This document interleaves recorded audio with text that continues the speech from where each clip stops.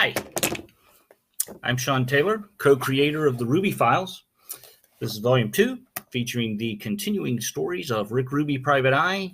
Co-created this with my buddy and writing partner, cohort in crime, I guess you'd say, Bobby Nash, and you'll be hearing from him a little later in this video. But today you're in for a treat. Pardon me, there as I enjoy a little of the nectar of life.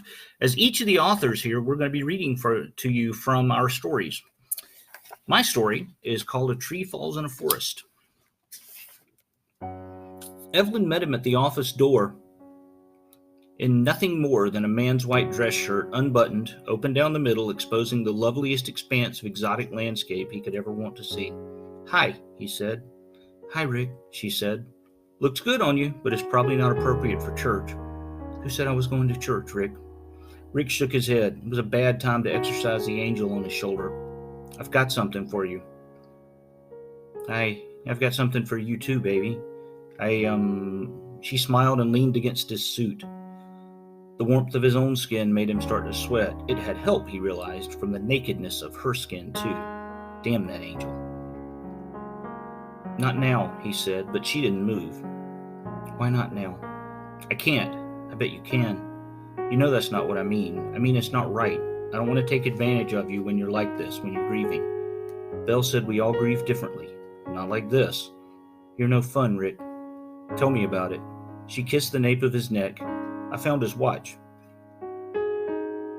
She kissed him again. "Whose watch?" "I found your brother's diamond watch." "My brother never owned a diamond watch in his life." "I've got a fence that says different." "Then you've got a fence who's lying to you." Her fingers fumbled at his tie. He gave the angel on his shoulder a glare. Moments later, he watched his tie flutter to the floor. "Wouldn't your room be better for this, Ev? This is my office. I have to work here, and the last thing I need. This isn't about what you need, Rick." She had his top two buttons open, and her breath was already tickling the curls there. "Look, Ev, you know I know you what, Rick? Want me? Think about me? Care about me? You can't even say it, Rick, but you can damn sure show me."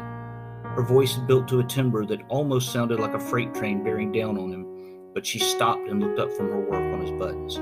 "Please," she said, and the freight train derailed right in front of him. Thanks for listening, and enjoy the rest of the authors as they share a little bit about the cool dames and hot city of Rick Ruby and the Ruby Files.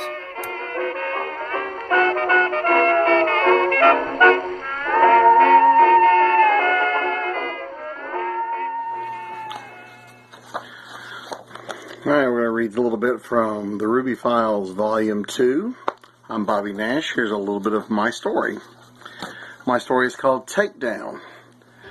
Richard Ruby was having another one of those days. He had put in several long nights at the Ambassador Palms Hotel, where he had been hired by the manager, a fidgety little man named Eugene Roberts.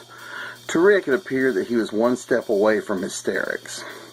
Rick had offered to buy the man a drink in the hopes that he might settle him down, but he had promised Edie a few weeks earlier that he would try to keep his drinking under control, especially when he was working a case. She was such a sweet kid and a whiz around the office, but this temperance kick she was on lately was becoming a pain in his backside. But he had trouble saying no to her, so he promised to cut back on the booze while on the job. It was no easy task, but so far Rick had managed to keep his word, which wasn't easy, sitting just a hop, skip, and a jump from the hotel bar for hours on end. That's just the opening couple of paragraphs from my story called Takedown in the Ruby Files Volume 2. This is Bobby Nash. Thanks for watching. Your wife, your husband may be good to you when mother is dead. Hi, my name is Alan Porter, and I'm going to read a short extract from my story Mars McCoy is Dead in the anthology Ruby Files Volume 2. So here we go. Mars McCoy is dead. "Are you sure this is the right place?" The cab driver looked in his mirror, comparing Ruby's crumpled suit with the opulence of the gated residence they pulled up to. "Yep, this is the place, all right. Came here once. You never forget it." "I'll bet," the cabbie agreed. "So we going in or what?" "Just let me out here. I'll walk up." "What's the matter? Don't you want to be seen arriving in a humble old cab?" "Nope. Appearances don't bother me. Don't care what others think.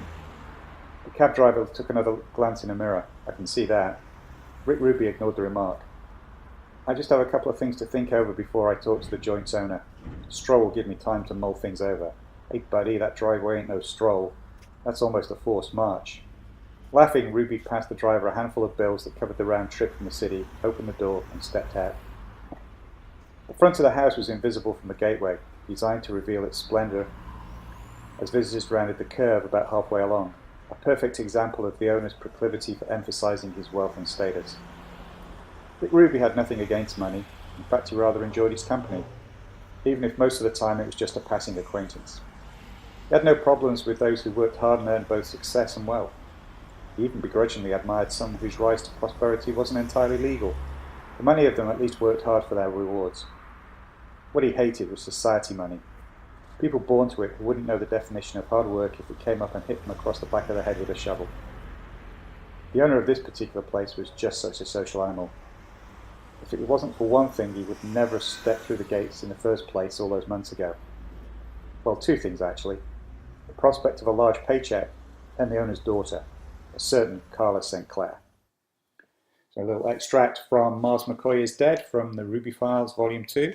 I hope you enjoyed it, and you pick up the book. I hope you enjoy the rest of the story too. You can't pass through that door without your mama anymore.